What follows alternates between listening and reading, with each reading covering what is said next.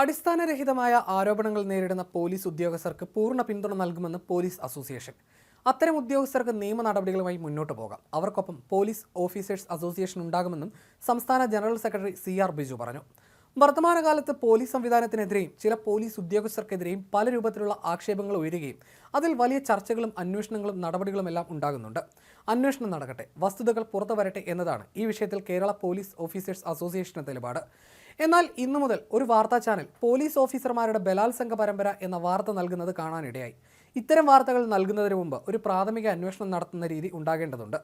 ഒരു പരാതിയുമായി പോലീസ് സ്റ്റേഷനിൽ ചെന്ന സ്ത്രീയെ പരാതി അന്വേഷിച്ച IP പീഡിപ്പിച്ചു എന്നും IP പീഡിപ്പിച്ചു എന്ന പരാതിയുമായി ഡിവൈഎസ്പിയുടെ അടുത്ത് ചെന്നപ്പോൾ അദ്ദേഹം പീഡിപ്പിച്ചു എന്നും ഡിവൈഎസ്പി പീഡിപ്പിച്ചു എന്ന പരാതിയുമായി SP കണ്ടപ്പോൾ അദ്ദേഹം പീഡിപ്പിച്ചു എന്നും പരാതി പറയുമ്പോൾ അത് കേൾക്കുന്ന ആർക്കും അസ്വാഭാവികത ബോധ്യപ്പെടും. എന്നിട്ടും അത് വാർത്തയാക്കിയത് അത്യന്തം ഖേദകരമാണെന്നും CR ബിജു പറഞ്ഞു.